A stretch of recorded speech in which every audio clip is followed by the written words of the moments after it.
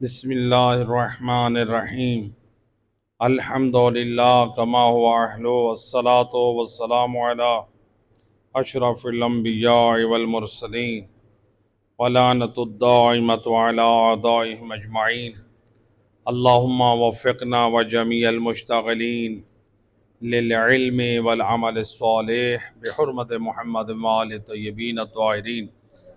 بسم اللہ الرحمن الرحیم۔ درس قرآن بسلسلہ انس قرآن اور فہم قرآن، یہاں تک قرآن مجید سورہ بقرہ کی آیت نمبر 141 تک بیان ہو چکا، اور الحمدللہ ہم سورہ بقرہ اور دوسرے پارے میں داخل ہو چکے ہیں۔ تو آج دوسرے پارے کی دوسری آیت اور آیت نمبر 142۔ بسم اللہ الرحمن الرحیم۔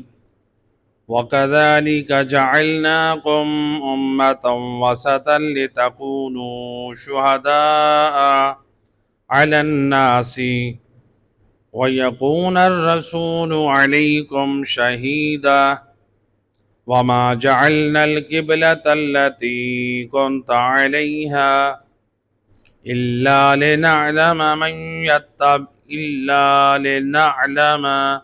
من يتبع الرسول ممن ينقلب على عقبيه وإن كانت لكبيرة إلا على الذين هدى الله وما كان الله ليضيع إيمانكم إن الله بالناس لرؤوف رحيم۔ اس آیت مجیدہ کا ترجمہ اللہ سبحانہ و تعالی فرما رہا ہے، اور اسی طرح تم نے، یعنی اللہ سبحانہ و تعالیٰ کس کو کہہ رہا ہے؟ امت محمد مصطفیٰ صلی اللہ علیہ وآلہ وسلم، اللہم صلی اللہ علیہ وسلم۔ اور اسی طرح ہم نے تمہیں امت وسط بنایا ہے تاکہ تم لوگوں پر گواہ رہو اور رسول تم پر گواہ رہے۔ تم لوگوں پر گواہ اور رسول تم پر گواہ رہے۔ اور آپ پہلے جس قبیلے کی طرف رخ کر کے، یعنی آپ پہلے جس قبلے کی طرف رخ کر کے نماز پڑھتے تھے، اسے ہم نے صرف اس لیے مقرر کیا تھا تاکہ ہم رسول کی اتباع کرنے والوں کو الٹا پھر جانے والوں سے پہچان لیں۔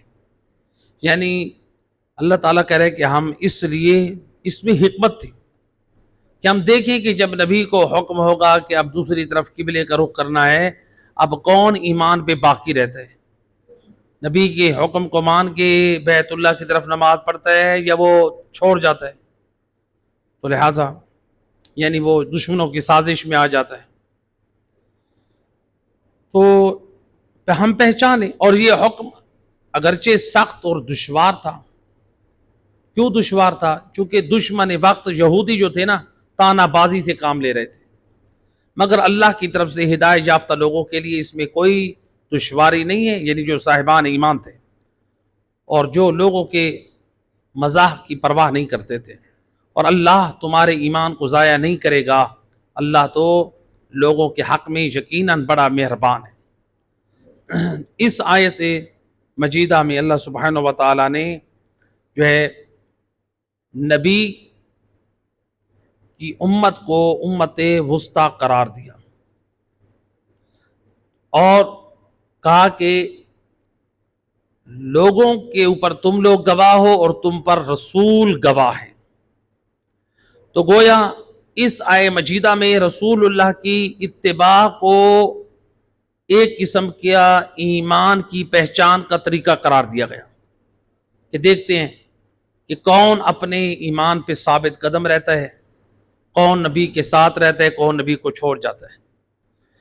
تو لہٰذا اس آیت مجیدہ میں رسول اللہ کے ساتھ رہنا، تو اس کو رسول اللہ کی اتباع کو رمز ایمان قرار دیا۔ اگر رسول کی اتباع کرو گے تو تم ایمان پر ہو، رسول کی اتباع نہیں کرو گے تو تم ایمان سے ہاتھ دھو بیٹھے۔ تو اب جو ہے رسول اعظم صلی اللہ علیہ وآلہ وسلم اللہم صلی علی محمد، آپ کے صدقے میں آپ کی امت کو امت وسطیٰ قرار دیا، تو لہٰذا اس کو لوگوں پر گواہ بنایا۔ تو اب یہاں پر امت وسطیٰ کہہ کر ایک عظیم امر کی طرف اللہ نے متوجہ کیا۔ بھئی امت وسطیٰ کس کو کہتے ہیں؟ امت وسطیٰ یہ کون ہو سکتے ہیں؟ یعنی جو نہ افراد کا شکار ہو نہ تفرید کا شکار ہو، یعنی جو آگے نہ بڑھ جانے والے ہوں نہ پیچھے رہ جانے والے ہوں۔ تو اب ہم اگر غور کریں، امت وسطیٰ وہ ہے نہ افراد کا شکار ہو نہ تفرید کا، نہ اللہ کے حکم میں تجاوز کرے نہ اللہ کے حکم میں کوتاہی کرے، ایسے ہے نا؟ تو اب امت مصطفیٰ ذرا غور کریں، کیا ایسی ہے؟ ایسی ہے؟ ہم کہاں سے ایک لائق بن گئے کہ ہم امت وسطیٰ یعنی ہم ایک خیر والی امت بن جائیں؟ ہمارے اندر تو اتنی کوتاہیاں، اگر ہمارے سامنے کسی کے پیسے پڑے ہوں، ایمان ہمارا اتنا ہوتا ہے کہ منٹوں میں ایمان خراب ہو جاتا ہے۔ ہم سکے باپ کے پیسے نہیں چھوڑتے، لوگوں کے کہاں چھوڑیں گے؟ ہے کہ نہیں؟ یتیم بھتیجوں کی پراپرٹی جائیداد ہاتھ میں آ جائے تو وہ ساری اپنی بنا لیتے ہیں، رشتہ داروں کی پراپرٹی جائیداد ہاتھ میں لگ جائے وہ اپنی بنا لیتے ہیں۔ یا اسی طرح سے دیکھ لیں ٹھیلے والے، ریڑیوں والے، بے ایمانی، پتہ ہے تھوڑا سا وزن بھی زیادہ نہیں ہونا، ایک پاؤ بھی نہیں ہونا، پانی لگا لگا کے ملاوٹ کریں۔ یا اسی طرح سے مثال کے طور پہ دوسرے جو ہیں دکاندار سے ساتھ ملاوٹ کرنے والے، یا اس طرح سے دودھ بیچنے والے ملاوٹ کرنے والے، تو ہر شعبے میں یعنی جو فراڈ کرنے والے، ہم سب کو نہیں کہتے۔ تو لہٰذا اب کیا ہمارے جو معاشرے میں خرابیاں اور بگاڑ ہیں، کیا ہم امت اس لائق ہیں کہ ہم لوگوں پر گواہ بن سکیں؟ ہم اس لائق ہیں کل قیامت کے میدان میں ہم اللہ کی بارگاہ میں گواہ بنے، میرا اللہ یہ ایسا تھا، یہ فلاں ایسا تھا، فلاں ایسا تھا؟ ہم لوگوں کے اعمال کی قیامت والے دن گواہیاں دے سکتے ہیں؟ جب ہمارے اپنے اعمال صحیح نہیں ہیں، ہمارے اندر خرابیاں ہیں، تو جب ہمارے اندر خرابیاں ہیں، ہمارے اندر اتنا بگاڑ ہے، تو پھر ہم قیامت والے دن کسی اور کے حق میں کیسے گواہی دے سکتے ہیں؟ ہمیں تو خود اپنی اصلاح کی ضرورت ہے بھی۔ تو لہٰذا ہمارا ایمان یہ ہے کہ دوسروں کا مال دے کے فراڈی بن جاتے، 2 نمبر بن جاتے، تو ہم کیسے کر سکتے ہیں؟ تو اس کا مطلب ہے کہ اس کے لیے ایسا پاک کردار کا مالک ہونا چاہیے جو قیامت والے دن جو ہے وہ کیا ہے، گواہی دینے کی لیاقت رکھے۔ تو وہ کون ہو سکتا ہے؟ اس شخص، یہ وہ افراد ہو سکتے ہیں کہ جو اخلاقی اعتبار سے نہ افراد کا شکار ہو نہ تفرید کا شکار ہو۔ امت وسطیٰ اس کو کہیں گے، معتدل، یعنی جو قرآن کے آئینے میں اخلاق کا تقاضا ہو اس میں یار پہ پورا اترے۔ اعتقادات میں دیکھیں تو با کمال نظر آئے، اخلاق میں دیکھیں نمونہ اخلاق نظر آئے، عبادت میں دیکھیں تو با کمال نظر آئے، شرافت میں دیکھیں تو نمونہ عمل نظر آئے۔ تو ہر خیر میں ان کا وجود جو ہے لوگوں کے لیے نمونہ عمل بنتا نظر آئے۔ ایسے افراد امت وسطیٰ بن سکتے ہیں، اور اس لیے وہ یعنی پاک کردار کا ہونا ضروری ہے، ایسے افراد کا ہونا ضروری ہے۔ تو وہ کون ہو سکتے ہیں؟ اس کا جواب خود ائمہ ہدیٰ علیہ السلام نے دیا، امام جعفر صادق علیہ السلام۔ امام فرماتے ہیں، جب امام سے پوچھا گیا مولا اس آیت مجیدہ کا مصداق کون ہے؟ ہم نے امت وسطیٰ جو بنائی ہے، تو امام فرماتے ہیں اس آیت مجیدہ کا مصداق امتن وسطا لتکونوا شہداء علی الناس، جو قیامت والے دن لوگوں کے اوپر گواہ ہوگی۔ فرمایا نحن الامت الوسطیٰ، ہم وہ امت وسطیٰ ہیں جو اعتقادات کے اعتبار سے بھی کامل ہیں، اخلاق کے اعتبار سے بھی اکمل ہیں، سیرت کے حوالے سے بھی نمونہ عمل ہیں، تعلیمات کے اعتبار سے بھی نمونہ عمل ہیں۔ یہ ہم ہیں۔ وَنَحْنُ شُهَدَاءُ اللَّهِ، ہم اللہ کے گواہ ہیں. کس کے اوپر؟ علی خلقہ، اللہ کی مخلوق پر ہم گواہ ہیں. وحججہ فی ارضہ، اللہ کی زمین میں ہم اس کی حجتیں ہیں.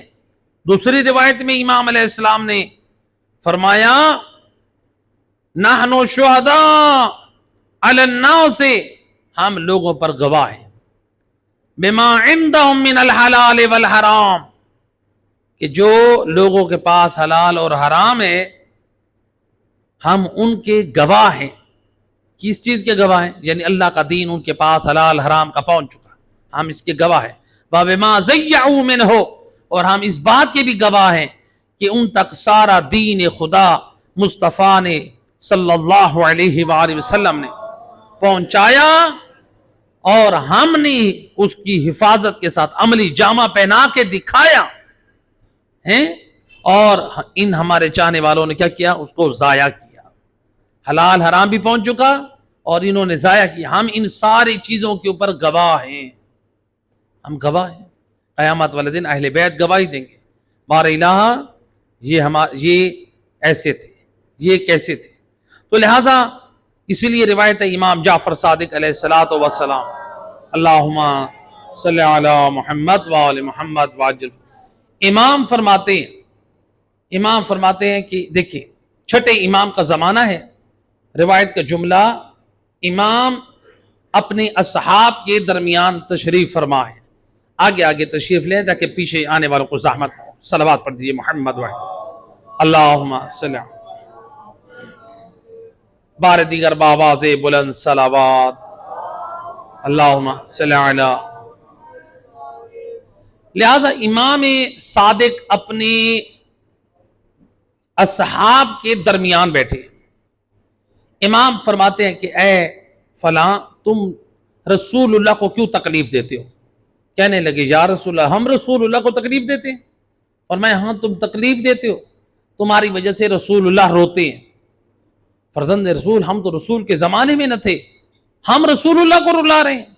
فرمایا تم رسول کے زمانے میں نہ تھے، لیکن اب تم جو گناہ کرتے ہو، واجبات چھوڑتے ہو، اللہ کی نافرمانی کرتے ہو، تمہارے نام اعمال ملائکہ رسول اللہ تک لے کر جاتے ہیں. رسول اللہ جب تمہارے نام اعمال میں برائیاں اور حرام کام دیکھتے ہیں تو رسول اپنی قبر مبارک میں روتے ہیں، رسول روتے ہیں. اس لیے روایات میں ملتا ہے کہ وہ نام اعمال ملائکہ رسول سے لے کر پھر ائمہ خدا کی خدمت میں جاتے ہیں. تو لہٰذا ان معنوں میں وہ ہمارے اعمال کے اوپر گواہ ہیں. تو لہٰذا ایسا نہ ہو میدان معاشر میں ہم شرمندگی ہو. ہم تو یہ سوچتے ہیں آل محمد ہمیں بخشوائیں گے. یہ دیکھیں بے شک عقیدہ شفاعت حق ہے. ہم نے ماشاءاللہ وضاحت سے عقیدہ شفاعت کے اوپر گفتگو کی تھی. مزید جیسے ہی آگے آئیں گے آیات تو انشاءاللہ وہاں پہ بھی گفتگو کریں گے. لیکن ایسا نہیں ہے کہ عقیدہ شفاعت کی بنیاد پر بے دین بن جائیں. تو لہٰذا امام اس بات سے خبردار کر رہے ہیں. دوسرا ایک اور روایت ہے، تیسری روایت امام محمد باقر علیہ الصلوۃ والسلام، اللہم صلی علی محمد وآل محمد. امام فرماتے ہیں ہم اللہ کی مخلوق پر گواہ ہیں. الینا یرجع الغالی، غالی کو چاہیے، غلو کرنے والوں کو چاہیے وہ ہماری طرف پلٹ آئیں، ہمیں چھوڑ کر آگے نہ جائیں، کیونکہ ہم امت وسطیٰ ہیں، درمیانہ راستہ ہمارا ہے. تو جو ہم سے آگے گیا وہ ہلاک. پھر آپ نے فرمایا غالیوں کو چاہیے کہ پیچھے آ جائیں. وَيُلْحَقْ بِنَا الْمُقَصِّرُ، تو جس میں امام علیہ الصلوۃ والسلام نے فرمایا جو مقصرین ہیں، ہمارے حق میں تقصیر کرنے والے ہیں، یعنی جو عظمت و شان یا خدا نے بتائی یا مصطفیٰ نے بتائی، جو اس میں کمی کرتے ہیں ان کو چاہیے وہ ہم سے ملحق ہو جائیں. یعنی جس عظمت و شان کا اللہ نے بتایا ہے اس کا اعتراف کریں، ہماری اس فضل اور شان کا انکار نہ کریں. آج لوگ ہیں نا، بعض ہمارے ماشاءاللہ بعض ذرا ماتمی حضرات ہوتے ہیں نا، سارے نہیں، جہاں پر جاہل قسم کا طبقہ ہوتا ہے نا وہاں پہ میں کہہ رہا ہوں، بہت سارے ماشاءاللہ عزادار ہمارے ہیں جو ان بیماریوں سے مبرہ ہیں، پاک ہیں. بہت سارے ہم جلوسوں میں جاتے ہیں، عزاداروں سے ملاقات ہوتی ہے، بڑی عقیدت اور محبت اور احترام، لیکن بعض جگہوں پہ ایسی ان کے اندر کوئی خصلت ایسی کوئی گھٹیا ہے، تربیت کا فقدان ہے، وہ کیا کرتے ہیں مومنین کو نشانہ بنا کر، یعنی کیا کہیں گے مقصرین پہ لعنت. ان سے بندہ یہ پوچھے بندہ یہ بتاؤ خدا گواہ مقصر کہتے کسے؟ اس کے باپ دادا کو مقصر کا معنی نہیں آتا اور جسارتیں کرتے ہیں اہل ایمان کے اوپر. مقصر کا معنی کس کو کہتے کسی؟ جو آل محمد کے حق میں تقصیر کرے، جو شان اللہ نے نبی اور آل نبی کی بیان کی اور جو مصطفیٰ نے اپنی پاک زبان وحی سے بیان کی، اس کا کوئی انکار کر دے ان کی فضیلت اور ان کی عظمت کا، اس کو کہتے ہیں ان کو ان کے رتبے سے گھٹا دے. اپنے ایمان سے بتائیں کیا آپ کے اس علاقے میں کوئی ایسا مومن جو 14 کی ولایت کا نور بھی رکھتا ہے، کوئی کہتا ہے کہ میں مولا علی کو ان کے رتبے سے گھٹاتا ہوں، میں ان کو نبی کا پہلا خلیفہ نہیں مانتا؟ کہتا کوئی؟ سارے مولا علی کو پہلا خلیفہ مانتے ہیں، تو کہاں سے یہ مقصر ہوا؟ ہم ساروں کا ایمان ہے کہ نہیں ہے؟ جب تک محبت اہل بیت ہمارے دلوں میں ہے، جب تک محبت اہل بیت نہیں ہے دل میں، اس وقت تک کوئی انسان کا عمل قبول نہیں ہے. یہ سب کا ایمان ہے یا نہیں ہے؟ جو بندہ اس کا انکار کر دے وہ مقصر بنتا ہے. غلط فہمیوں کا شکار ہیں، اپنے دل و دماغ میں چیزیں بنا رکھی ہیں اور دوسروں کو ہم دین سے خارج کر. یہ خرابیاں، ان کی اصلاح نہیں ہوگی. خدا کا ہماری قوم علماء کے سامنے نہیں بیٹھے گی، پوچھے گی نہیں، جہالت سے نہیں نکلے گی، غلطیوں میں ڈوبی رہے گی. لہذا علماء کے پاس بیٹھنا چاہیے. اور جو لوگ ایسے ہیں جو قریب رہتے ہیں ایسے لوگوں کے، ان کو بتائیں، سمجھائیں، ان کو لے کر آئیں علماء کی محفلوں میں، مجالس میں، کہ دیکھو اپنی غلط فہمیوں کا علاج کرو، یہ نفرت کے بیج نہ بو. صلوات پڑھیں محمد.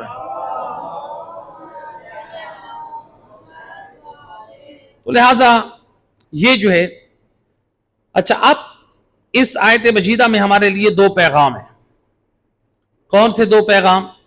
پہلا پیغام اللہ سبحانہ و تعالیٰ نے کہ رسول اللہ کی اتباع کے ذریعے سے آزمائش رکھی کہ جو اتباع رسول کریں گے تو وہ اہل ایمان ٹھہریں گے، اور جو اتباع رسول سے منہ موڑیں گے وہ کافر ہو جائیں گے، منحرف ہو جائیں گے، گمراہ اور بے دین ہو جائیں گے.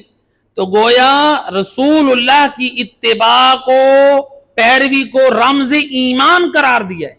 اور جو رسول اللہ کی اتباع اور پیروی کرتے ہیں تو اللہ نے آخرت میں تو ان کو کامیاب یقیناً کرنا ہے. اللہ دنیا میں ان پر کتنا راضی ہوتا ہے.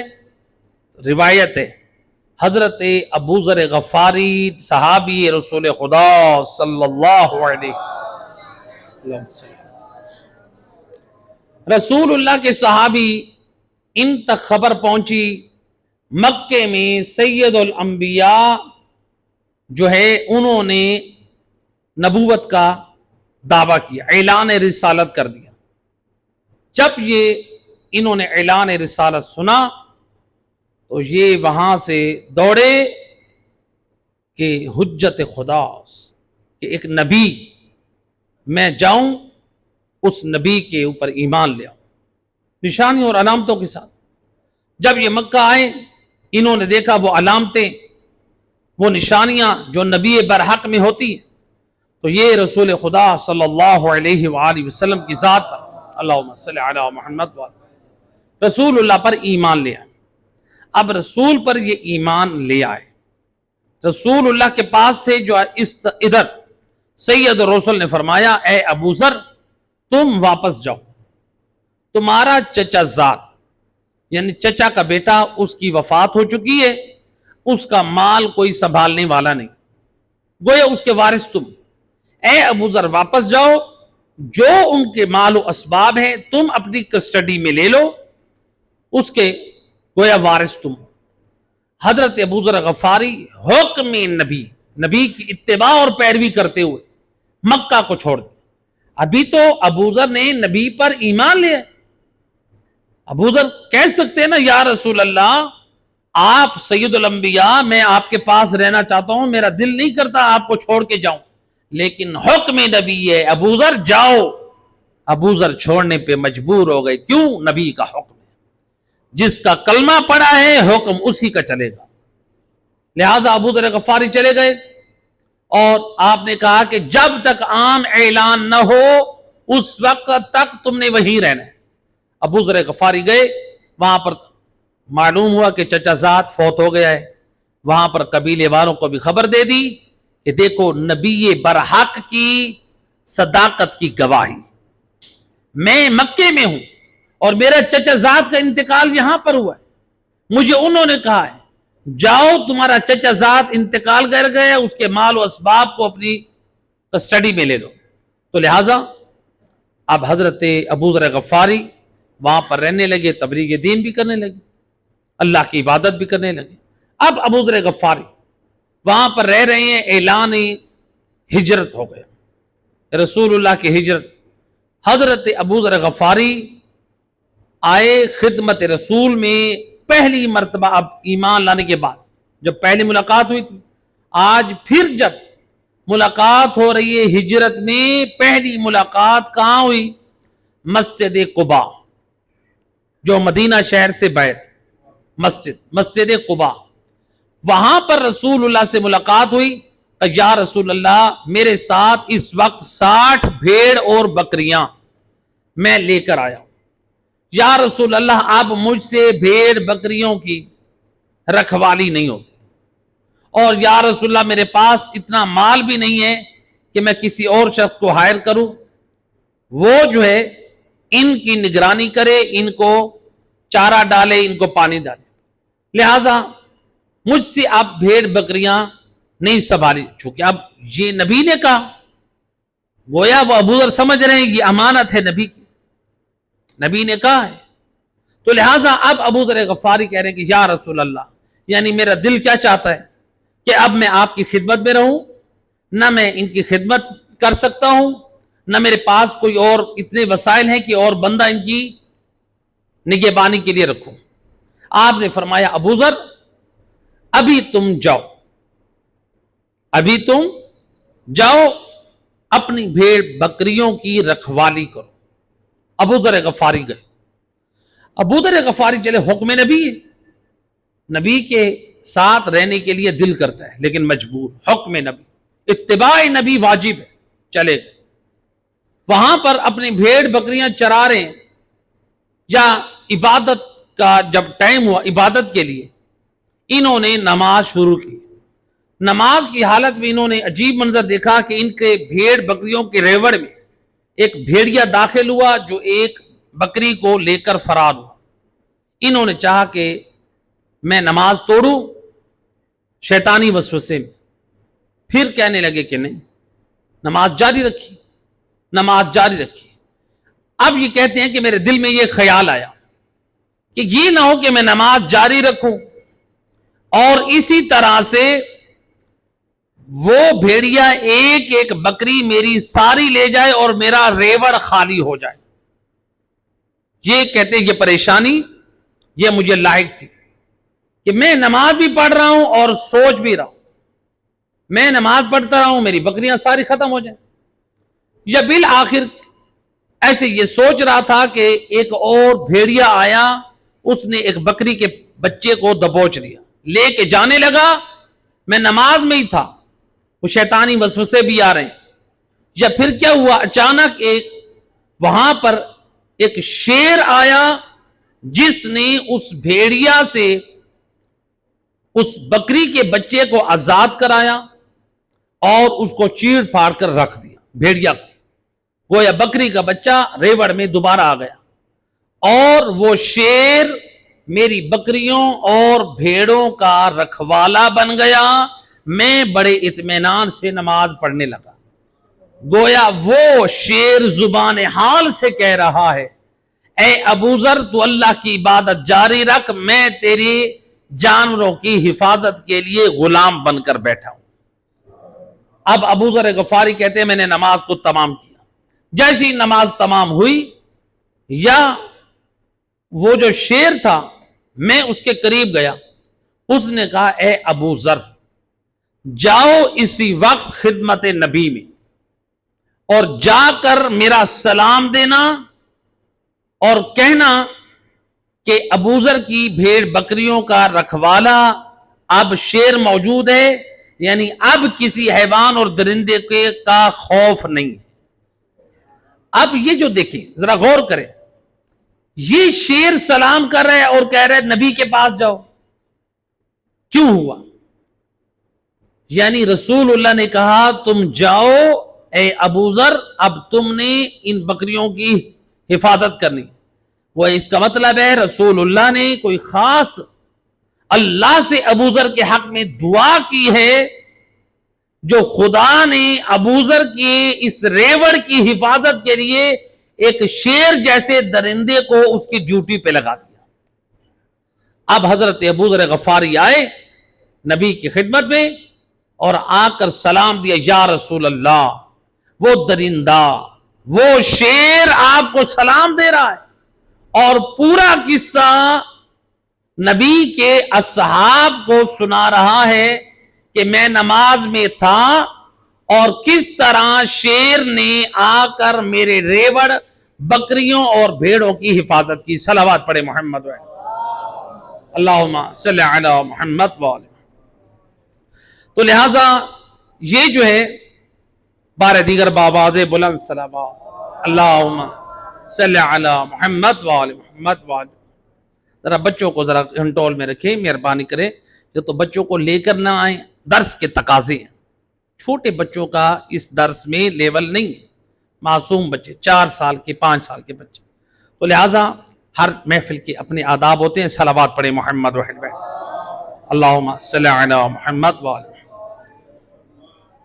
بار دیگر باواز بلند صلوات اللہم صلی علی محمد وآلہ۔ تو لہٰذا ابوذر غفاری یہ ہے اتباع رسول کا فائدہ، رسول کی اتباع میں پیچھے نہ ہٹے، اللہ سبحانہ وتعالی نے یہ عظمت بخشی ہے۔ تو لہٰذا دوسرا پیغام اس میں امت وسطیٰ کہا گیا، ائمہ ہدیٰ علیہ السلام کو یہ ہمیں پیغام ملا کہ دیکھیں ائمہ ہدیٰ کو یعنی امت وسطیٰ کہا گیا، تو امت وسطیٰ وہ ہے جو لوگوں پر گواہ ہیں، یعنی کل میدان قیامت میں وہ ہمارے اعمال کی گواہی دیں گے۔ تو لہٰذا ایسا نہ ہو ہم میدان معاشر میں تو یہ سوچ کے جائیں آل محمد کے پاس کہ وہ ہماری شفاعت کریں، لیکن وہ اگر ہمارے جرائم کی گواہی دے دیں، ذرا سوچیں ہمارا کیا حال ہوگا۔ جہاں پر عقیدہ شفاعت ہے وہاں پر یہ آیت بھی ہے کہ وہ ہماری بدعمالیوں پر اور ہمارے نیک اعمال پر وہ گواہ ہیں، اور اگر اللہ کی بارگاہ میں گواہ بن جائے اہل بیت گواہ بن جائے، وہاں پر تو کوئی وہاں پر پیسے دے کے رشوت دے کے جھوٹی گواہیاں بھی نہیں خرید سکتے، وہاں پر تو گواہی چلے گی، سچی گواہی، اللہ کی بارگاہ میں جھوٹی گواہی چلنی نہیں۔ تو جب ائمہ ہدیٰ علیہ السلام خدا نخواستہ کسی کی شراب نوشی کی گواہی دے دیں، کسی کے حرام کاری کی گواہی دے دیں، کسی کے بد عقیدہ ہونے کی گواہی دے دیں، کسی کے بد عمل ہونے کی گواہی دے دیں، اس کے لیے تو بربادی ہے۔ تو لہٰذا خدا کی ذات بڑی مہربان ہے، ماہ رمضان کے آخری عشرہ چل رہا ہے، تو انسان اپنی خطاؤں اور غلطیوں پہ انسان نادم ہو، اپنی اصلاح کرے، استغفار کرے۔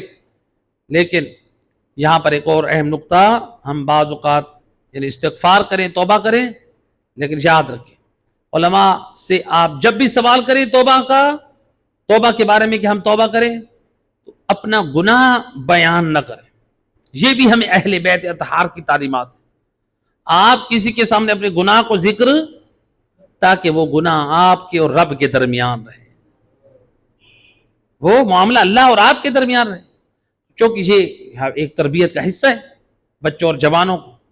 تو بعض اوقات یہ ہوتا ہے کہ ہم لوگ اپنی غلطی اور گناہ کی اصلاح کے لیے گناہ کو ذکر کرتے ہیں، تو بعض گناہ جو ہوتے ہیں اس کو ذکر نہیں کرنا چاہیے، یعنی سوال اس انداز سے کریں۔ تو لہٰذا بعض اوقات گناہ کا ذکر کر کے اس کا علاج معلوم کرنا وہ بھی ضروری ہوتے ہیں۔ مثلا ایک شخص ہے غیبت سے چھٹکارا نہیں پا رہا یا کوئی اور ایسی، تو بہرحال تو ہمیں اس آیت نے یہ 2 پیغام دیے۔ آیت نمبر جو ہے 144. قد نرى تقلب وجهك في السماء فلنولينك قبلة ترضاها وولي وجهك شطر المسجد الحرام وحيث ما كنتم فولوا وجوهكم شطره وإن الذين أوتوا الكتاب ليعلمون أنه الحق من ربهم وما الله بغافل عما يعملون. اس آیت مجیدہ کا ترجمہ: ہم آپ کو بار بار آسمان کی طرف منہ کرتے دیکھ رہے ہیں. اللہ کہہ رہے ہیں اپنے حبیب کو، اے رسول ہم آپ کو بار بار آسمان کی طرف منہ کرتے دیکھ رہے ہیں، لہٰذا اب ہم آپ کو اسی قبلے کی طرف پھیر دیتے ہیں. کس قبلے کی طرف؟ خانہ کعبہ کی طرف، جسے آپ پسند کرتے ہیں. اب آپ اپنا رخ مسجد الحرام کی طرف کریں، اور تم لوگ جہاں کہیں بھی ہو اپنا رخ اس مسجد الحرام کعبہ کی طرف کرو. اور اہل کتاب اس بات سے بخوبی واقف ہیں کہ یہ ان کے رب کی طرف سے حق پر مبنی فیصلہ ہے. اللہ کہتے ہیں یہودی، اہل کتاب، عیسائی، یہودی، ان کو معلوم ہے یہ فیصلہ اللہ کا حق پر ہے کہ جو حکم دیا بیت المقدس سے بیت اللہ کی طرف منہ کر کے نماز پڑھنے کا. اچھا، اور جو کچھ وہ کر رہے ہیں یعنی یہودی لوگ، اللہ ان سے غافل نہیں ہے. یہودی ہوں یا عیسائی، اللہ ان سے غافل نہیں. تو یہاں پر روایت میں ہے کہ اعلان رسالت کے بعد رسول خدا صلی اللہ علیہ وآلہ وسلم، اللہم صلی علی محمد وآلہ، رسول اللہ مکہ میں یعنی 13 سال نماز پڑھتے رہے کعبہ کی طرف منہ کر کے اور بیت المقدس کی طرف. اور جب مدینہ میں آئے تو جو مشہور قول ہے 9 ماہ ہجرت کے 19 ماہ بعد 19 ماہ تک آپ بیت المقدس کو منہ کر کے نماز پڑھتے رہے. تو لہٰذا وہاں پر نماز پڑھتے رہے تو یہودی لوگ اعتراض کرتے تھے آپ کیوں ہمارے قبلے کی طرف منہ کر کے نماز پڑھتے ہیں. پھر حکم روایت میں ہے کہ جب یہودیوں نے اعتراض کیا ایک مرتبہ تو رسول اللہ رات کے اندھیرے میں نکلے اور بار بار آسمان کی طرف دیکھ رہے تھے. تو جس کو قرآن کی آیت نے بیان کیا کہ آپ بار بار دیکھ رہے تھے یعنی وہی خدا کا انتظار کر رہے تھے حکم خدا آئے. تو لہٰذا رسول اللہ ساری رات دیکھتے رہے، صبح کی نماز پڑھی، پھر حکم خدا کے منتظر رہے. پھر ظہر کی نماز آپ نے مسجد بنی سالم میں ادا کی، جہاں پر رسول اللہ جب ہجرت کر کے آ رہے تھے تو آپ نے روایت کے مطابق ایک جمعہ پہلے وہیں پر قائم کیا تھا. اسی مسجد قبلہ ذوالقبلتین میں سید رسول نے پہلے جمعہ پڑھایا تھا جب آپ آ رہے تھے. تو یہی وہ مسجد ہے جہاں پر بعض روایات کے مطابق یہ لشکر اسلام میدان سے آ رہا تھا. تو یہاں پہ جو ہے رسول اللہ نے ظہر کی نماز پڑھائی، اور نماز پڑھانے میں مرد آگے تھے، خواتین پیچھے تھی. آج یہاں پر دیکھیں جب رسول اللہ کو حکم ہوا حالت نماز میں 2 رکعت نماز پڑھ لی، اب جبرائیل امین نے رسول اللہ کا کاندھا پکڑ کر کعبے کی طرف بیت اللہ کی طرف کر دیا. تو گویا دونوں رخ اپوزٹ تھے، مد مقابل. تو اب کیا ہوا، رسول اللہ آگے آ گئے، جو مرد پیچھے تھے وہ آگے رسول کے، اور جو خواتین تھی وہ پیچھے ہو گئی. تو گویا روایات بتا رہی ہیں کہ خواتین جو اس وقت جو اس قافلے میں تھیں وہ رسول اللہ کے ساتھ باجماعت نماز پڑھ رہی تھی. بعض لوگ بیچارے دین سے دور ہوتے ہیں نا، علم اور نالج نہیں ہوتا ہے، وہ پوچھتے ہیں، صرف اعتراض کرتے ہیں. تو کہتے ہیں کہ یہ جماعت علماء نے خواتین کی جماعت کہاں سے شروع کی. تو ایک تو یہی ذوالقبلتین کا واقعہ اگر قرآنی پڑھیں تو ائمہ اہل بیت کی روایات بتائیں گی کہ عورتوں کی نماز جماعت رسول اللہ نے صرف مدینے میں نہیں کرائی، بلکہ پہلی نماز جماعت مکہ میں کرائی. نبی پڑھنے والے تھے، مولا علی پیچھے تھے، اور ان کے پیچھے بی بی خدیجہ طاہرہ تھی. پہلی نماز جماعت. پھر رسول اللہ جب مدینے میں آئے، جب خطبہ جمعہ دے رہے تھے تو سورہ جمعہ کا شان نزول پڑھیں. اعتراض کرنے والے کہ رسول خطبہ دے رہے تھے، اور جب شام اور یمن سے قافلہ آیا خرید و فروخت کے لیے تو نبی کے اصحاب نبی کو خطبہ دیتے تنہا بٹھا کر چھوڑ کر بھاگ گئے، اور ان میں کون بیٹھا رہا؟ مولا علی بیٹھے رہے، امام حسن بیٹھے رہے، امام حسین بیٹھے رہے، حضرت سلمان بیٹھے رہے، اور پردے میں بی بی فاطمہ زہرا بیٹھی رہے۔ اللہم صلی علی محمد والی، اللہم صلی علی محمد والی۔ تو یہ اہل بیت کی تعلیمات کی روشنی میں ہم پڑھیں گے تو ہمارے نالج میں اضافہ ہوگا، ورنہ ہم صرف اعتراض ہی کرتے رہیں۔ تو لہٰذا علمی اعتراض ہونا چاہیے۔ تو یہ جو ہے یعنی رسول اللہ کے پیچھے خواتین تھیں، تو لہٰذا یہ جو ہے حکم خدا کے مطابق کعبہ کی طرف پھر نماز جاری کی گئی۔ تو لہٰذا یہاں پر جو ہے اب جب مسلمانوں نے نماز مکمل کر لی تو کچھ لوگوں نے کہا کہ جو ہم نے نمازیں پہلے پڑھی تھی وہ ان نمازوں کا کیا ہو گیا؟ کیا وہ ہماری نمازیں برباد ہو گئیں؟ آج تک تو ہم نمازیں ادھر پڑھتے رہے، جو ہمیں آج تک ہمیں یہودی لوگ تانا بھی دیتے رہے، تو ہماری ان نمازوں کا کیا ہوگا؟ تو قرآن مجید کی اس سے پہلے والی آیت نازل ہوئی، جو دوسرے پارے کی پہلی آیت جو ہم نے کل درس میں بیان کی تھی۔ تو اس کا یہ جملہ ما کان اللہ لیضیع ایمانکم، اللہ سبحانہ وتعالی تمہارے ایمان کو ضائع نہیں کرے گا، یعنی نماز کو ایمان کے ساتھ قرار دیا ہے، تو لہذا وہ تمہاری نمازیں باقی ہیں، چونکہ وہ بھی حکم خدا کے مطابق تھی، اس طرف رخ کر کے یہ بھی حکم خدا کے مطابق ہے، تو لہذا جو حکم خدا کے مطابق ہے وہ ضائع ہونے والا عمل نہیں ہے۔ صلوات پڑھ دے محمد و اہل بیت۔ تو لہذا یہاں پہ اللہ سبحانہ وتعالی نے ہمیں دو پیغام دیے اس آیت مجیدہ میں۔ ہماری پہلا پیغام جو ہمیں دیا کہ آج ہماری حالت بھی ایسی ہو گئی ہے۔ کیسے؟ مثال کے طور پہ اگر کوئی ہمیں قرآن سناتا ہے یا محمد وآل محمد کا فرمان سناتا ہے تو ہمیں کیا چاہیے؟ ہم کیا کریں؟ اپنی اصلاح کریں، لیکن ہم اپنی اصلاح کرنے کی بجائے کیا کرتے ہیں؟ ہم الٹا ان کو غلط کہنا شروع کر دیتے ہیں۔ جو غلطی کل کے دشمنان نے اسلام نے کی تھی، اہل کتاب نے، کفار نے یا مشرکین نے کی تھی، وہی غلطی آج ہم کر رہے ہیں۔ وہ مسلمانوں کو بھی غلط کہتے تھے، نبی کو بھی غلط کہتے تھے، حالانکہ مسلمان قرآن کی آیتیں سناتے تھے، رسول اللہ قرآن سناتے تھے، وحی کا کلام سناتے تھے، وہ لوگ نبی کو غلط کہتے تھے، نبی کے اصحاب کو غلط کہتے تھے۔ آج بھی وہی روش نہیں ہے؟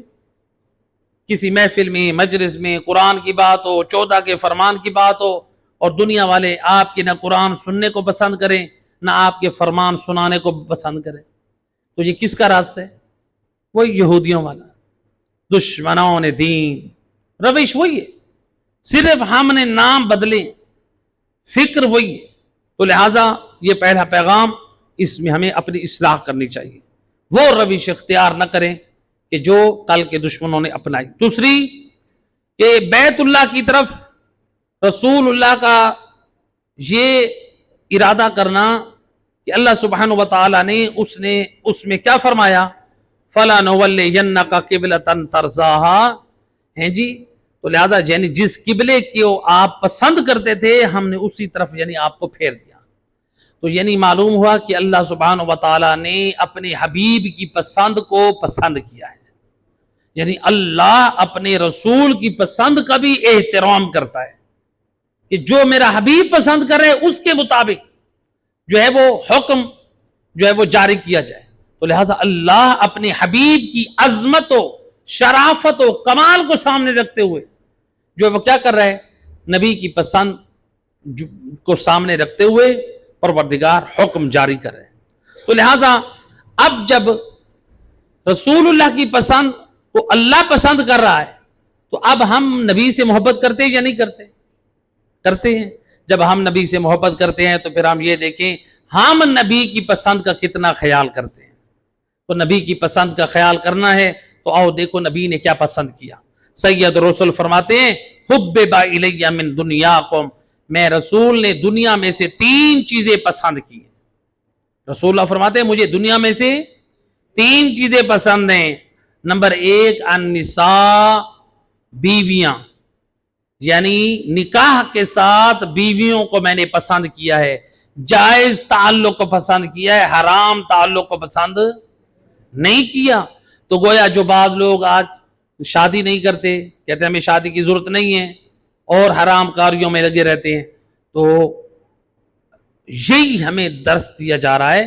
جب رسول اللہ معصوم ہو کر، آئے تطہیر کے وارث ہو کر، جب وہ پسند کر رہے ہیں خاتون کو، تو یعنی وہ ایک اپنے عمل سے بتا رہے ہیں کہ خاتون کی مرد کو ضرورت ہے بقائے نسل کے لیے، ایک بہترین اسلامی ایک خاندان اور گھرانہ تشکیل دینے کے لیے۔ تو لہذا بیویوں سے محبت، یعنی بیویوں کا وجود۔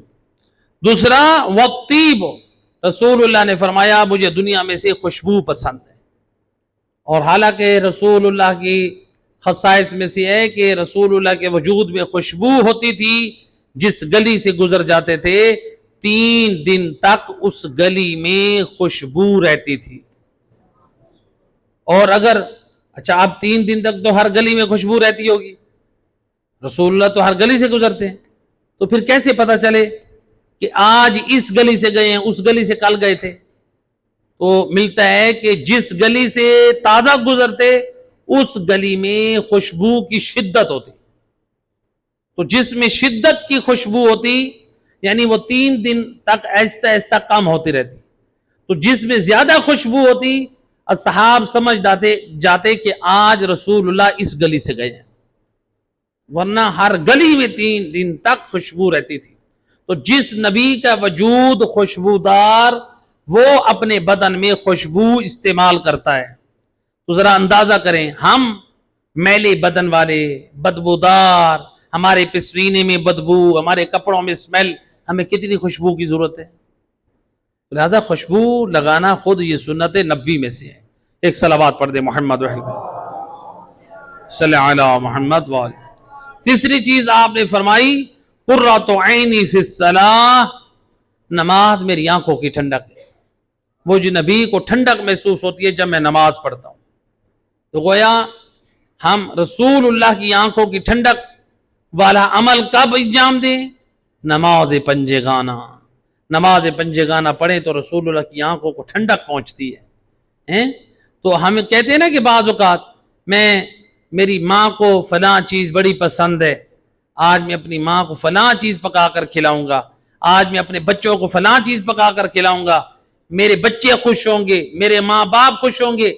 تو رسول اللہ فرماتے ہیں او بچوں اور بیوی کو خوش کرنے والا، مجھ رسول کو خوش کرنا ہے تو پھر نماز پڑھا کر۔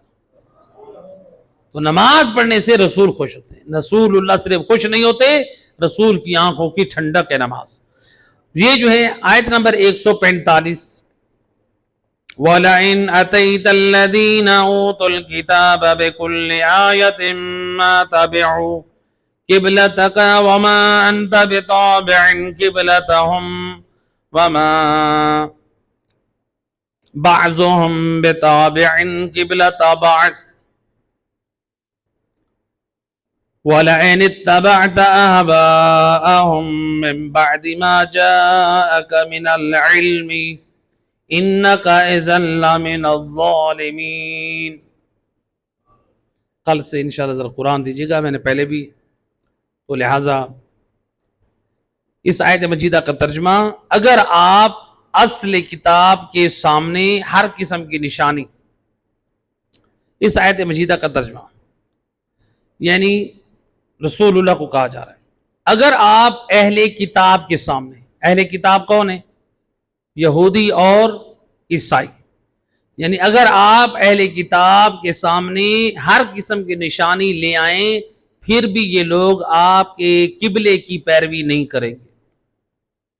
آپ جتنے معجزات لے آئیں، اے رسول آپ جتنے دلیلیں لے آئیں، یہ آپ کے قبلے کی پیروی نہیں کریں گے، یہ بیت اللہ کی طرف منہ کر کے نماز نہیں پڑھیں گے، اور نہ ہی آپ ان کے قبلے کی پیروی کر سکتے ہیں۔ اے رسول آپ بھی بیت المقدس کی طرف منہ کر کے نمازیں نہ پڑھیں، اور نہ کوئی دوسرے کے قبلے کی اتباع کرنے پر تیار ہے۔ اور پھر بات یہ ہے کہ آپ کے پاس جو علم آ چکا ہے، اس کے بعد بھی اگر کوئی، اس کے بعد بھی یعنی علم آنے کے بعد، وہی آنے کے بعد اگر آپ لوگوں کی خواہشات کی پیروی کریں تو آپ زیادتی کرنے والوں میں سے ہوں گے۔ اللہ تعالیٰ اپنے حبیب کو کہہ رہا ہے کہ میرا حبیب، اگر تو نے لوگوں کی خواہشات کے مطابق تو نے پیروی کی تو زیادتی کرنے، ظلم کرنے والوں میں سے ہوگا۔ تو اب خطاب تو رسول اللہ کو ہے، لیکن الیاذ باللہ رسول اللہ سے تو ظلم بعید ہے، تو اس کا کیا معنی مراد ہے انشاءاللہ یہ آ رہا ہے۔ ایک صلوات پڑھ دے محمد و اہل محمد۔ اس آیت نے جو ہمیں مفہوم دیا، جو سمجھایا کہ دیکھیں رسول اللہ لوگوں کی ہدایت پہ بہت زیادہ حریص تھے، فکر مند رہتے تھے، لوگوں کی ہدایت ہو جائے، لوگوں کی اصلاح ہو جائے، لوگ دین خدا میں داخل ہو جائے، ہر وقت اسی فکر میں رہتے تھے۔ لوگوں کو معجزات کے ذریعے سے، دلیلوں کے ذریعے سے جو ہے وہ لوگ کسی نہ کسی طرح سے دین خدا میں داخل ہو جائیں۔ تو اللہ سبحانہ و تعالیٰ نے بتایا کہ اے میرا حبیب، تم ان کو معجزات دکھاؤ، تم ان کو دلیلیں دو، یہ اس قدر متعصب اور ضدی لوگ ہیں اہل کتاب، یہ نہیں مانیں گے، یہ تیرے قبلے کی پیروی نہیں کریں گے، اور اگر تو نے ان کی خواہشات کی پیروی کی تو پھر تم ظالمین میں سے، زیادتی کرنے والوں میں سے ہو جاؤ گے۔ تو یہاں پر جو ہے اس آیت مجیدہ میں دو پیغام ملے۔ کون سے دو پیغام؟ پہلا پیغام کہ یہودی رسول اللہ کے صرف مخالف نہیں تھے، کیونکہ جو مخالف ہوتا ہے نا، اس کو جب اس کی غلطی بتائی جائے تو وہ اپنی غلطی کی اصلاح کر کے مخالفت ختم کر دیتے ہیں۔ یہ متعصب تھے، ضدی تھے، دشمنی پہ اتر آئے تھے، تو لہٰذا یہ تعصب کا شکار، تعصب میں آ کے رسول اللہ کے معجزات اور دلیلوں کو بھی نہیں مانتے تھے۔ تو گویا معلوم ہوا جو شخص قرآن اور ہدایت کے مقابلے میں تعصب سے کام لے، ضد سے کام لے، وہ یہودیوں کے راستے پہ چل رہا ہے۔ آج دیکھیں ہم اپنی فکر کریں، اپنی اصلاح کریں، ہم کیا کر رہے ہیں؟ ہماری قوم میں کتنے ایسے لوگ ہیں، خدا گواہ ہے، لوگوں کو سمجھاتے ہیں دین کی طرف، امر بالمعروف نہی عن المنکر ہیں، کتنے ایسے لوگ ہیں، ایسے لوگ ہیں، ایسے لوگ مجھے بتاتے ہوتے حیا اور شرم آتی، یعنی انسان نانا بن چکا ہے، نانا، اور اس کو ابھی تک غسل جنابت کا طریقہ نہیں آتا، اور پھر یہ ماشاءاللہ آپ کے لوگ کیا ہیں، یہ اپنے آپ کو بڑے موالی کہتے ہیں، آئیں بیٹھتے نہیں ہیں، دین سیکھنے کے لیے نہیں آتے، صرف ذہنوں میں یہی بٹھا رکھا ہے مولانا صاحب ہمیں وہابی بنا دیں گے، ہمیں مقصر بنا دیں گے، مولا علی کا دشمن بنا دیں گے۔ اور خدا کا خوف کرو، کہاں سے دماغ میں اپنے فیصلے کر رکھے ہیں؟ مولا علی کے بغیر بھی کبھی دین اسلام مکمل ہوا؟ جو علی کو چھوڑ دے وہ خدا کو چھوڑ بیٹھا۔ ہم نے مولا علی کی ولایت کا اقرار کیا خدا کے حکم کے پر، دل سے نہیں مانا، خدا کے حکم سے مانا ہے۔ آؤ بیٹھو تو صحیح، کچھ سیکھو تو صحیح۔ اپنے دماغوں میں الٹے سیدھے فیصلے کر کے بنا رہے ہیں کہ تم یہ کر دیں گے، یہ کر دیں گے، فلاں کر دیں گے، اور پھر ان کی نسلیں جاہل رہیں گی جو نہیں کہیں گے۔ اور پھر ایک صاحب نے تو یہاں تک کہہ دیا کہ ہم تو مدرسے دینیہ میں آج تک نہیں گئے، اللہ مجھے مدرسے کا منہ نہ دکھائے۔ ان کی نسلیں جاہل رہیں گی، جیسے دادا جاہل تھا، باپ جاہل، ویسے اولاد جاہل رہے گی۔ یہ وہی شجرہ چل رہا ہے جو ہلاکا۔ ہمارا نقصان نہیں ہے، ہم نے مدرسہ الحجت علیہ السلام بنا کر حجت قائم کی ہے، کل میدان قیامت میں یہ نہ کہا جائے اور مولانا تم نجف میں کیا پڑھنے گئے تھے، تم قم المقدس میں کیا پڑھنے گئے تھے۔ تو لہٰذا میں نے اس لیے بنیاد اپنے علاقے میں رکھی ہے۔ مجھے بھی باہر سے بہت جگہوں سے، مجھے بھی بھاری، میرے ساتھ بھی پیٹ ہے، میرے ساتھ بھی بچے ہیں، مجھے بھی بڑی لوگوں نے آفریں کی تھی، آپ ہمارے پاس آ جائیں، ہم آپ کو یہ دیں گے، ہم آپ کو مکان دیں گے، ہم آپ کو اتنی سیلری دیں گے۔ سب کو خدا گواہ قربان کیا ہے، فقط اس لیے یہی ڈر اور فکر تھی، اگر اپنے محلے کو چھوڑ کر چلا جاؤں، اگرچہ کام کرنے والے کر رہے ہیں، لیکن جس نہج میں کرنا چاہتا تھا، ہر ایک اپنے انداز سے کام کر رہا ہے، ہم کسی کو غلط نہیں کہتے، اللہ ان کو بھی جزا دے جنہوں نے آج تک کام کیا، اور جو اپنے انداز سے کام کر رہے ہیں، ہر پھول کی اپنی خوشبو ہوتی ہے۔ جو میں سیکھ کر آیا ہوں، میں اپنی ذمہ داری سمجھ رہا تھا، تو لہٰذا اگر یہ کہا جائے کہ استغفر اللہ، کہ مولانا صاحب ہمیں وہابی بنا دیں گے، مولانا صاحب ہمیں مقصر بنا دیں گے، اور خدا کا خوف کرو. لہٰذا یہ غلط فہمیوں کا نتیجہ ہے، گمراہ ہوں گے، جہالت کا شکار ہوں گے، نقصان اپنا کریں گے، میرا نقصان نہیں کریں گے. کوئی سوال ہے؟ آؤ بیٹھو سامنے، پوچھو ہم سے. صلوات پڑھے محمد و اہل بیت. اللہم صلی علی محمد و آل محمد. لہٰذا دوسری چیز جو ہمیں پیغام دیا کہ دیکھیں اللہ نے کہا کہ اے میرا حبیب تم ان کی خواہشات کی پیروی کرو گے تو تم ظالمین میں سے ہو جاؤ گے. کیا مطلب؟ اصل میں یہ خطاب، بہت سارے خطاب اللہ نے اپنے حبیب کو کیے، لیکن وہ پیغام ہدایت امت کے لیے تھا. تو لہٰذا رسول اللہ تو جانتے ہیں میں وحی الہی کو فالو کرتا ہوں، اس کے مطابق مجھے عمل کرنا ہے، میری شرعی ذمہ داری ہے وحی الہی کے مطابق عمل کرنا، نہ کہ خواہشات کے مطابق. تو لہذا اس آیت نے یہ پیغام دے دیا جو اللہ کے حکم کو چھوڑ کر، یعنی رسول کے سے ہٹ کے، رسول اللہ تو کبھی کسی کی خواہش کے مطابق نہیں عمل کرتے، وہ اللہ کے دین کی پیروی کرتے ہیں. تو گویا جو بھی اللہ کے حکم کو چھوڑ کر خواہشات کی پیروی کرتا ہے وہ ظالمین میں سے ہوتا ہے. اور اللہ سورہ آل عمران میں آیت نمبر 140 پہ فرماتا ہے واللہ لا يحب الظالمین، اللہ ظالم لوگوں سے محبت نہیں کرتا. تو لہٰذا ہمیں ان چیزوں میں اپنی اصلاح کرنی چاہیے. اور دو آیت نمبر 146 اور 147 الذین آتیناہم الکتاب یعرفونہ کما یعرفون ابناءہم انہو صلوات پڑھ دے محمد و اہل بیت. آیت مجیدہ کا میں ترجمہ کرتا ہوں. جن لوگوں کو ہم نے کتاب دی ہے وہ اس رسول کو اسی طرح پہچانتے ہیں جیسے وہ اپنے بیٹوں کو پہچانتے ہیں، اور ان میں سے ایک گروہ جان بوجھ کر حق کو چھپا رہا ہے. دوسری آیت الحق من ربک فلا تکونن من الممترین، حق صرف وہی ہے جو آپ کے رب کی طرف سے ہے، لہٰذا آپ شک اور تردد کرنے والوں میں سے نہ ہوں. یہاں پہ بھی یعنی رسول کو کہہ کر امت کو خطاب کیا جا رہا ہے. تو ان دو آیتوں میں اللہ سبحانہ و تعالی کیا پیغام بتا رہا ہے؟ پہلی آیت میں یہ پیغام دیا، آیت نمبر 146 میں اللہ نے یہ بتایا کہ یہ جو اہل کتاب تھے یہ رسول اللہ کو اتنا جانتے تھے جیسے اپنے فرزندان کو جانتے تھے. کیسے؟ ان کی تورات اور انجیل میں رسول اللہ کی ساری علامات موجود تھی. یہ علامت بھی لکھی ہوئی تھی کہ جو آخری نبی برحق آئے گا وہ 2 قبلوں کی طرف منہ کر کے نماز پڑھائے گا.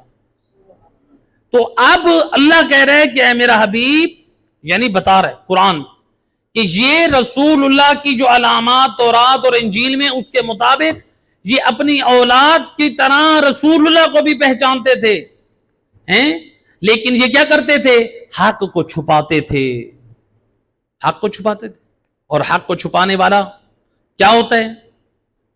حق کے چھپانے والوں کی مذمت کی گئی. اور روایت معصوم فرماتے ہیں جو حق کو چھپاتا ہے میدان قیامت میں اس کے منہ میں آگ کی لگام دی جائے گی، چاہے وہ عالم دین ہو، چاہے وہ ذاکر ہو، خطیب ہو، کوئی بھی ہو، جو بھی حق کو چھپائے صرف اپنے پیٹ پوجا کے لیے، اپنی روزی روٹی کے لیے، اپنی عزت اور شہرت کے لیے حق بیان نہ کرے، چاہے دین خدا جو ہے مظلوم ہوتا رہے. تو لہٰذا حق کو نہیں چھپانا چاہیے.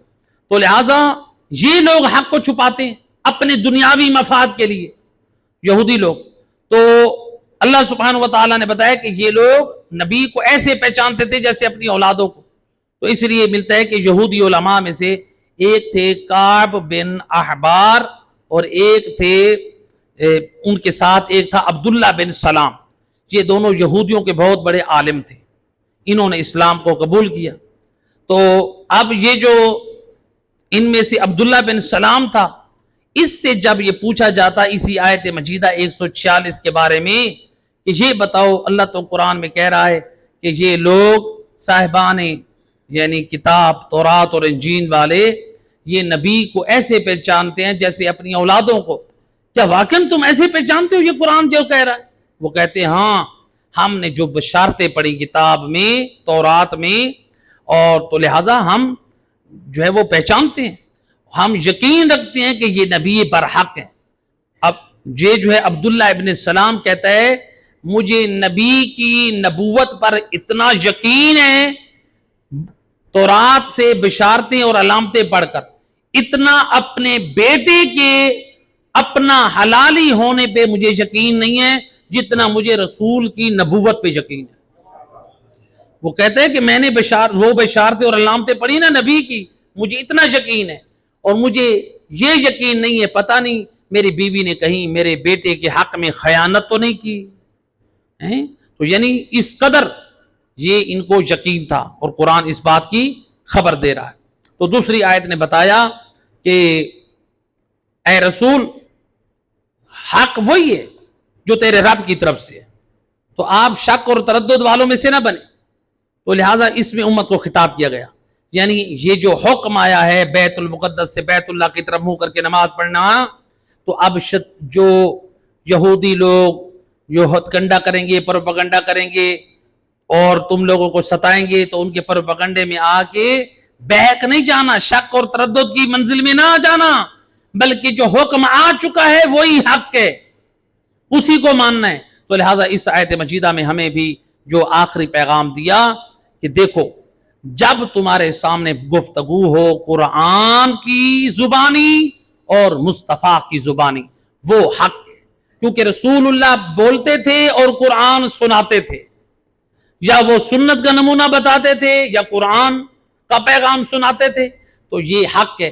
تو گویا یہ پیغام ملا جب بھی علماء کی محفلوں میں، کسی محفل میں بھی یا قرآن کی ترجمانی ہو یا محمد وآل محمد کے کلام کی ترجمانی ہو تو وہ حق ہے، لیکن جس بات میں قرآن نہ ہو، مصطفیٰ کا کلام نہ ہو، مصطفیٰ کی آل کا کلام نہ ہو، وہ سب کچھ ہو سکتا ہے، وہ حق نہیں ہو سکتا، اور وہ حق تب ہوگا جب اس کو صحیح سمجھا جائے۔